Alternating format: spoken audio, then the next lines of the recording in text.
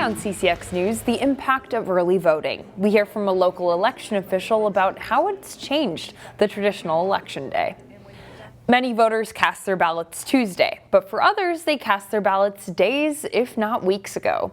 Brooklyn Park City Clerk Devin Montero says 36% of eligible voters already cast their votes before Tuesday, either by mail-in ballot or by coming to City Hall to vote.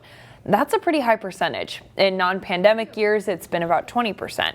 In 2020, it was 53%. Montero says there's been a lot of enthusiasm surrounding this year's election that's bringing voters out. This is a presidential year, so people are excited, and it's going to be a historic election, so we could have our first female president, and then, of course, another returning ex-president coming back. So either way, so people are excited to vote. Brooklyn Park City Hall opened its doors to early voters on September 20th, 46 days before the election. Meanwhile, Tuesday's rain didn't seem to deter voters. CCX's Sarah Allen stopped by one local polling place and spoke with voters casting their ballots for the very first time. Polling places like this one in Brooklyn Park opened up at 7 a.m. Election officials say there were some lines early on, but turnout has been pretty steady, like the rain, and pretty seamless, according to some of the first-time voters we spoke to. Just came in, saying they helped me real quick, and I voted. There's some things you never forget, and today will be something that Rayon Adam will always remember. Honestly, I feel great now. I feel like an adult, like a real adult, because I remember I used to come with my mom to vote. Although the 18-year-old was a little nervous about voting for the first time, it was actually pretty easy. I thought it was going to be a long line, and I was going to have to wait here for an hour, but... First-time voting was also pretty smooth for Hennepin Tech student Jacqueline Henches. It didn't take a lot of time either, so I like that. Nice and quick. She says she's glad she took the time to vote. It's your right, you should use it, and your vote does matter. It's good. It's a very happy moment for us. Some people brought family to witness their first time voting. I'm 32 and it's my first time voting. And to be able to do it with my parents, it's such a great feeling. Mary Slater couldn't have imagined a better source of support to share this experience with. Well, this is very peaceful. We just came in, vote, and then walk out. For these first-time voters, the process was a peaceful one. But Balou Jene, formerly from Sierra Leone, says in other countries it's chaotic. I hope other countries and kind of like where we came from, they can learn from this. So there'll be no chaos when voting. Voting is something she doesn't take for granted and encourages everyone to take part in the process of a free election. Come out and vote like I always do. I always tell them, come out and vote. Rayon is ready to do just that. I'm going to go tell everyone to go vote, So, yeah, because it's honestly, awesome. In Brooklyn Park, Sarah Allen, CCX News. And a reminder that CCX News will have results of the local vote as soon as they are available. We'll have reporting teams out and about around the northwest suburbs. Stay tuned to our website, ccxmedia.org, our Facebook page, and our cable channel.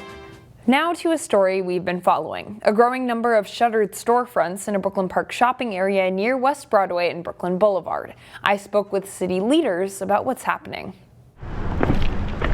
On this Brooklyn Park corner, once busy Caribou and Jimmy John's storefronts sit vacant. Yeah, we are definitely seeing a transition. There are multiple tenants that are leaving that location. With two big stores, Cub and Petco, to follow. It's hard for neighbors to feel like it's not a trend. We don't like to see clusters of vacancies. Any bit we can do to try to refill those spaces in short order is definitely good for the local economy for a variety of reasons. But Tim Gladhill, the city's community development director, says the rest of the businesses in the area are staying put right now. We've connected with Target just to reconfirm their commitment to stay there, and we understand that's true. We hear reports that Chipotle is still committed to their space. Gladhill's spoken to the owners of a number of vacant businesses in Brooklyn Park.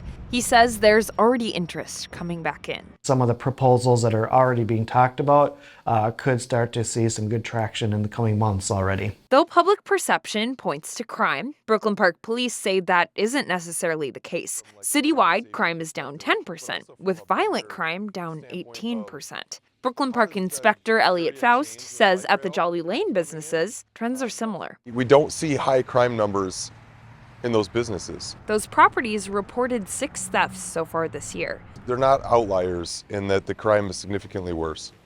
So that's the big picture. Gladhill says there will be a public meeting about all of the recent changes at the Brooklyn Park Small Business Center on Wednesday, November 13th. We'll have more details at ccxmedia.org. Finally, this segment, a lighter side of the election. Brooklyn Park City Clerk Devin Montero helped collaborate with local musicians on an election song to get out the vote. We'll leave you with a listen.